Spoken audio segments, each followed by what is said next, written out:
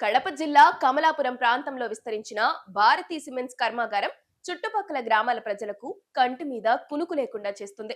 భూములిచ్చిన రైతులకు కనీస న్యాయం చేయలేదని, స్థానికులకు ఉద్యోగ అవకాశాలు కల్పించకుండా శ్రమదోపిడీకి పాల్పడుతుందని ఇక్కడి ప్రజలు దశాబ్దాలుగా పోరాడుతున్నారు. కాలుష్య నియంత్రణ మండలి నిబంధనలు గాలి కొదిలేసి పర్యావరణాన్ని నాశనం చేస్తున్న యాజమాన్యం పట్టించుకోవడం లేదనే విమర్శలు గట్టిగా వినిపిస్తున్నాయి. ఈ కంపెనీ కేవలం లాభార్జనే ధ్యేయంగా సాగుతూ స్థానిక వనరులను కొల్లగొడుతుందని బాధితులు ఆవేదన వ్యక్తం చేస్తున్నారు. భారతీ సిమెంట్స్ ఏర్పాటు సమయంలో సుమారు 2,000 ఎకరాలకు పైగా భూమిని రైతుల నుంచి సేకరించినట్లు రికార్డులు చెబుతున్నాయి. అప్పట్లో ఎకరాకు కేవలం కొన్ని వేల రూపాయలు మాత్రమే చెల్లించి అతి తక్కువ ధరకు రైతులు నోళ్లు కొట్టారని ఆరోపణలున్నాయి. ప్రభుత్వ అండదండలతో సాగించిన ఈ భూసేకరణలో బాధితులకు ఇచ్చిన హామీలు ఇప్పటికీ కూడా అమలు కాలేదు. అటు రైతులు భూమును కోల్పోయి, ఇటు కంపెనీలో ఉపాధి దొరక్క అగమ్య గోచర స్థితిలో ఉన్నారు ఆ గ్రామస్తులు. అభివృద్ధి పేరుతో జరిగిన ఈ భూ దోపిడీపై ప్రస్తుత ప్రభుత్వం దృష్టి సారించి బాధితులకు న్యాయం చేయాలని డిమాండ్ పెరుగుతుంది. భారతీ సిమెంట్ సంస్థకు సుమారు 528 హెక్టార్ల భూమి, సుమారు 1300 ఎకరాల మేర సున్నపురాయి గనుల లీజులు కేటాయించారు. అయితే ఈ లీజులు అన్ని అధికారాన్ని అడ్డం పెట్టుకుని అక్రమంగా రాయించుకున్నారు. అక్రమ మార్గాల్లో అనుమతులు పొందారని ఎన్నో ఏళ్లుగా న్యాయ పోరాటాలు అలానే సాగుతున్నాయి.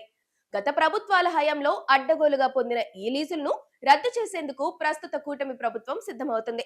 నిబంధనలకు విరుద్ధంగా సాగుతున్న మైనింగ్ కార్యకలాపాల వల్ల ప్రభుత్వ ఖజానాకు భారీగా గండిపడుతుంది.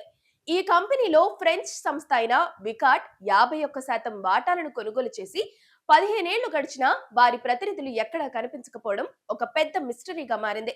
రికార్డుల్లో వికాట్ మెజారిటీ వాటాదారుగా ఉన్నప్పటికీ నిర్వహణంతా జగన్ కుటుంబ సభ్యుల చేతుల్లోనే ఉండటం గమనార్హం. వేల కోట్ల రూపాయల పెట్టుబడులు పెట్టిన విదేశీ సంస్థ నిర్ణయాల్లో ఎందుకు జోక్యం చేసుకోవడం లేదనేది ఇప్పుడు చర్చనీయాంశంగా మారింది.